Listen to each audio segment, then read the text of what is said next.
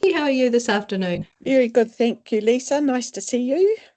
Nice to see you too, Judy. Looking forward to talking about how to frame an agreement to mediate and if the parties come to an outcome, how to record that outcome. Sure. But first, I just wanted to run through a few mediation principles that will underpin all of those things, which would be voluntariness, self-determination, impartiality of the mediator, and confidentiality. Yeah, that's great. Yes. We were talking earlier and we talked about how in some jurisdictions there might not be an agreement to mediate in the first instance, and it might kind of be baked into the system. Um, but there are still quite a few things that you would need to cover off before mediating with the parties. Exactly. And you might call that a broader sort of concept such as intake or something like that, where you'd Mm, cover off these specifics. Yes. for sure. Yeah. And I guess one of the most important things that you would cover off in intake would be a careful examination of whether there were any conflicts of interest, that you knew the parties or had a particular interest in the company or, anything like that. That's right. Yeah. It's really important to ensure that there's no perceptions of bias. Mm. Sometimes, if there is a potential conflict, you could check it out with the parties, but it's always important to be above board and make sure everybody's comfortable with you Absolutely. mediating. Yeah. Absolutely. Um, Another thing to consider is matters of ethics, whether you feel competent to deliver the service that they are seeking. There could be some technical issues, some very technical issues that you're just not across. It could be the nature of the proposed mediation. You might have some life experience that means that you might be challenged by the subject matter, Sure. um, and whether you just generally feel competent to deliver that service that they're wanting to obtain from you.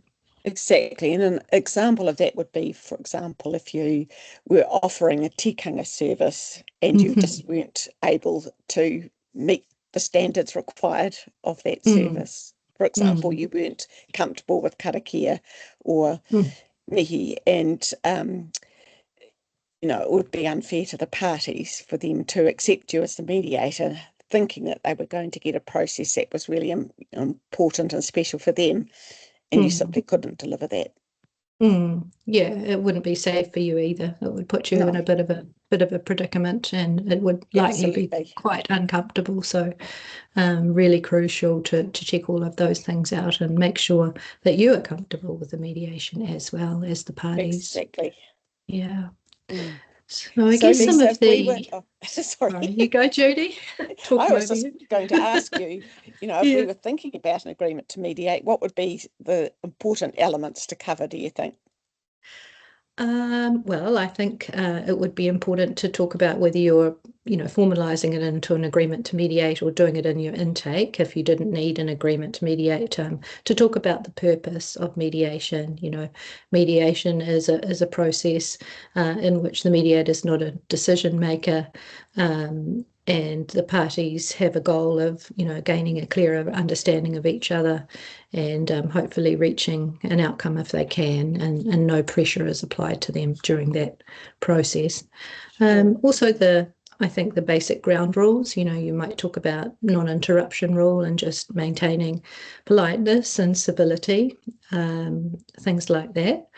You would definitely talk about, have a full explanation in the agreement or an intake about confidentiality, what that means and what it doesn't mean, and that the mediation will very likely be, or most certainly be, without prejudice. So, in the agreement, nothing that's spoken about at mediation will be able to be used or relied upon later.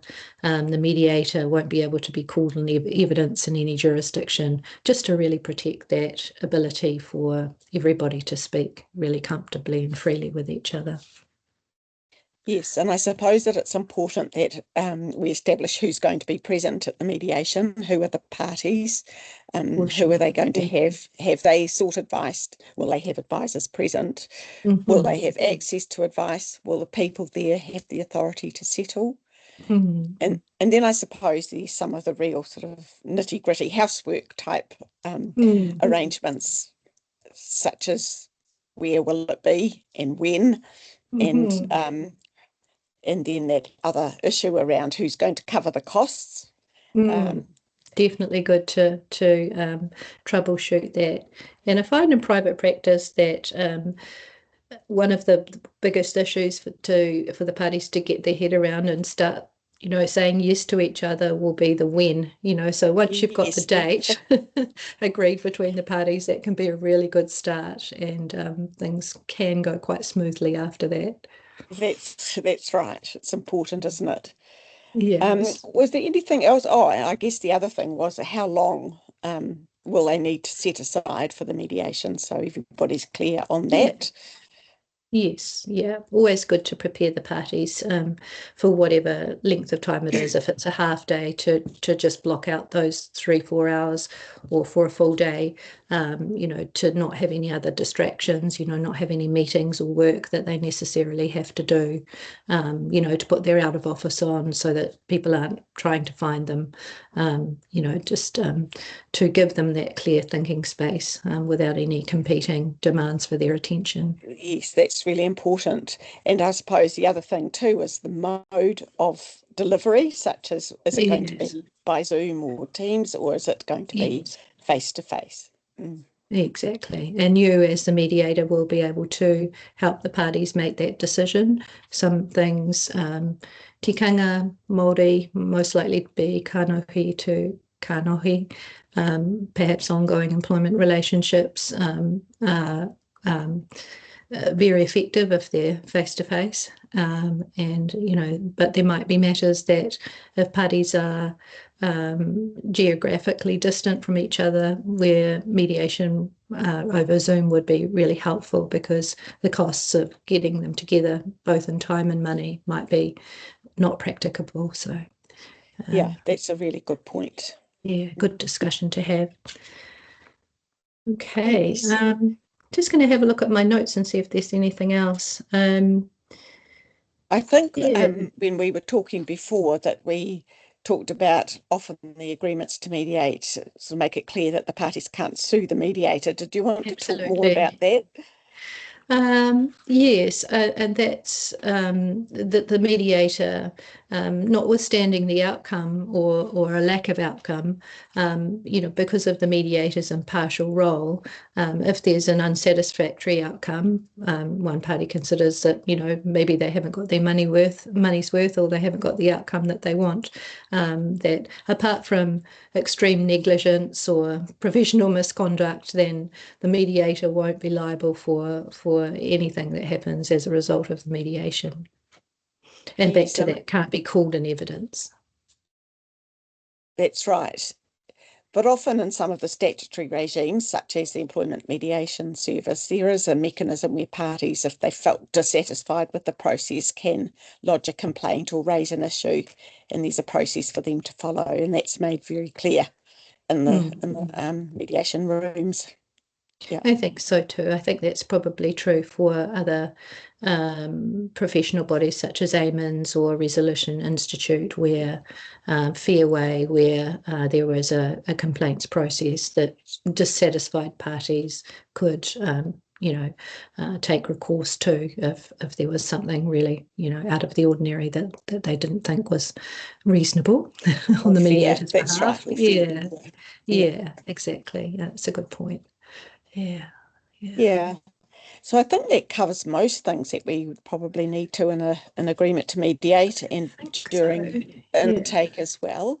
I mean, intake's important for a number of reasons, but we're just sort of focusing on Mm. ensuring those elements are covered Yes, before we yeah. start the mediation. Um, One last thing that I just thought of, it would be important to discuss any documentation that's generated for mediation, the parameters of that, whether that was purely for mediation purposes only, or whether that was just, on the general file, so that parties understood that, for example, if there was a chronology or an account of Break, events yes. or somebody's opening statement or, that had been shared, whether that was just purely for the purposes of mediation or not. That's right. And I guess also, was there any information that the parties could share before the mediation so that they felt prepared and able to fully contribute at the time? Mm. Mm. Yeah, definitely some coaching to make sure that, everybody's got all the information they need and that they're ready to go on the day that they've Absolutely. helpfully agreed to. Yes, that's right. Okay. So once we've got the mediation agreement and the mediation's been carried out and we've got to an outcome, there are several ways that we could deal with that outcome. Did you want to talk more about that? Yes, yeah. One really helpful, I guess you could call it a mechanism or a vehicle or a way to record agreements or understandings reached at mediation in a not so legal way is called a memorandum of understanding, at least in the employment jurisdiction, and I think a few other jurisdictions as well. And whilst it's not legally binding, a memorandum of understanding can record the agreements that the parties have made at mediation. If they've made really good progress and they have made several promises to each other about how they will work together positively in the future, that memorandum of understanding can record that and can be used, going forward, not in a legal sense, but just to refer to and as a record of their conversation. So it might have something like, the parties agree that they will greet each other, when they arrive at the office in the morning, and that they will have one-on-one meetings every month at the coffee shop across the road, and that if there's any points of dispute about whatever they've been in conflict with, they will approach their HR manager and have a meeting with them to try and troubleshoot that problem. So some very practical measures that the parties have decided to improve their employment relationship going forward can be recorded in an MOU. Yeah, and that's not intended to be binding, as you say, because really it's just guidelines for behaviour in an It's a effort to ensure roadmap. that the problem doesn't arise again. Yeah. Exactly. Yeah. Do you have any ideas, Judy, about what would make a good settlement? So distinguishing an MOU from a settlement, a record of settlement. A record of well, I guess by that we're talking about an agreement that the parties want to be legally enforceable. So it has that greater degree of formality. So the things that need to be, I guess, in a settlement agreement or considered when you're thinking about drafting such an agreement is to keep it very simple and easily understood, not to make it overcomplicated. Use plain English, ensure that it's readable and clear. It captures what the parties have actually agreed. So being very careful to make sure you're not imposing your own thoughts on that as a mediator. Exactly. Yeah, going back to that principle of empowerment of the parties and self-determination. Yes. It's important that the agreement is lawful, so you're not making any giving any undertakings or agreements that would be in breach of any statutory requirements, so therefore couldn't be enforceable. That it's practical, so easily able to work. Yes. It's important that you capture who is going to do what, why, when, so it's very clear, and that it captures some form, I guess, that each party has a contribution to the matters in the agreement. So it's not just a one-sided affair. It's not just a unilateral, Bob will do this, Bob will do that. Bob will Yes. do this, that, and the other, and Sally doesn't have to do anything. That's right. And an example of that is when, somebody feels that another person has been going about being overly critical of them or bad-mouthing them, as we say, and one of them's demanding that so-and-so will agree not to say bad things about me in public. Well, as a mediator, I've always thought that that could be a mutual agreement, that both parties agree that they won't Yes. say bad things about each other, for example. Notwithstanding, who may or may not have, that it becomes a mutual Yes, non-disparagement clause. That's right. That's Yeah. right. Often settlement agreements can be jurisdiction dependent, and as to how they might be enforceable. So you probably need to be aware of that aspect. For example, in the employment jurisdiction, we know that records of settlement, when they're signed by the mediator, become final, binding, and enforceable. And that means that they can be enforced in the Employment Relations Authority. The family dispute resolution process might be somewhat different. So we just need to be aware of how different jurisdictions will deal with agreements such as this. Yeah. How it will be put into effect by the relevant jurisdiction, Yeah. and what will happen in the relevant jurisdiction if they're not adhered That's to. right. That's right. And I guess it's really important in any agreement that it clarifies who else needs to know, so that both parties know the extent of knowledge about the agreement itself. So often they're confidential, which means on the face of it that it's just between the two parties involved. But we all know that in organisations, sometimes to give effect to an agreement, someone else would need to know. And we also can understand that an individual's family might have some interest in the outcome. So really important to cover that off, that there's no surprises, and that the parties who will become privy to the information also understand the confidentiality or the importance of upholding the confidentiality of the agreement. Exactly. So I think that's very important to clarify, because that is something that comes up quite a bit when parties believe that someone's been talking about it or breached the confidentiality. Yes, a mediator colleague of mine had a really lovely, and another lovely mediator colleague of mine, in addition to you, Judy, had a great way of putting it. And she would say, you can tell your loved one, as long as your loved one knows that if they tell anybody that the breach of the confidentiality part of the agreement will come back on you as the party. And, if anybody making that agreement feels that anybody on the other side might be prone to breaching the agreement, then it might be worth actually specifying Bob can tell his loved one about this agreement, but that's limited to that particular person. Absolutely. And it's worth clarifying between them at the end of their mediation as well. Yeah. Just exactly what confidentiality means. Yeah. I've just been thinking about some. Do you have any thoughts on common pitfalls or common potential pitfalls that might, if the agreement isn't drafted comprehensively, that might come up? I've had some thoughts that got to be careful about ambiguous wording, and if people don't really understand what they're signing up to. If they don't understand who's got to do what and when.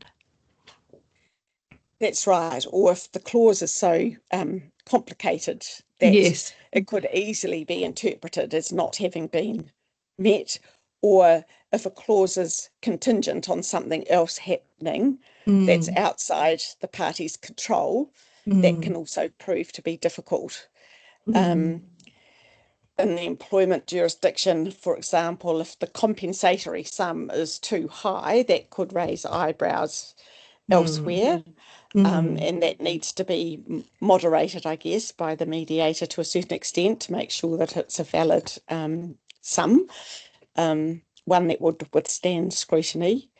Another example is, for example, if a compensatory sum is actually and quite openly descriptive of payment of wages, Yes. it's really important that wording clarifies that it is not intended to defraud the Inland Revenue Department. That it will withstand scrutiny, if the parties would happen to be audited. Absolutely. Sounds uncomfortable. Yeah. Yeah. I think another thing that's just sprung to mind from the recesses of the memory banks is that in Section 149s, which are employment agreements, and we don't need to go into too much detail here, but I think penalty clauses are not enforceable in that jurisdiction. For example, if somebody was to write in a record of settlement that Bob would be subject to a $10,000 penalty if he didn't, return all his property. Exactly. I think that would not be something that would be enforceable. That's right. So I think the mediator needs to be feel confident and competent that they understand the elements within the jurisdiction that would make it an enforceable agreement or not. Well, that might be a good point to end, having reached a mutual outcome. But there's also the possibility that the parties might want to take some legal advice before signing on the dotted line. What are your thoughts on that, Judy? Well, absolutely. It's if that's what they sort of need, and if there are legal implications of their agreeing to this particular set of issues, I think it is important that they get advice. I guess pitfalls are that if the advisor hasn't been part of the mediation process, they could not understand the elements that were important to each of the parties. So you have to weigh that up, I guess, and see if you have a role as the mediator to help with that legal advisor understand post mediation or post mediation sessions. That's right. That's right. Yeah. So it would be unhelpful if that process then unravelled everything that had been achieved. But on the other hand, it's really important that a legal advisor with fresh eyes can look at an agreement to ensure that it is indeed enforceable and meets their client's needs. So it's a bit of a balance. For sure. Yeah. I would normally, I think this is why it's important at intake that if there are those sort of issues that you're aware of that are going to come up in the mediation, that you ensure that they do have access to advice during the course of the mediation, so that we don't run that risk of the agreement becoming unravelled. Yeah, I was just going to say that super helpful to have your lawyer or advisor on speed dial during the mediation, or at least available for you to talk to them in the lunch break to tell them how things are tracking. Absolutely. Okay, Judy, well, this has been a really interesting and quite an intense session about from 0 to 100, hopefully. Yes, as usual. As usual. And we would encourage anybody, if you've got any questions or any comments, please let us know. And indeed, any suggestions for future sessions, we'd love to hear from you. Yes, we would, and we're really enjoying doing these sessions, aren't we, Lisa? So we are. They're brilliant. Yeah. Yes. Yeah. Thank you very much. Thanks, Judy. All Lovely to see you. Thank you. Ka kite. Bye.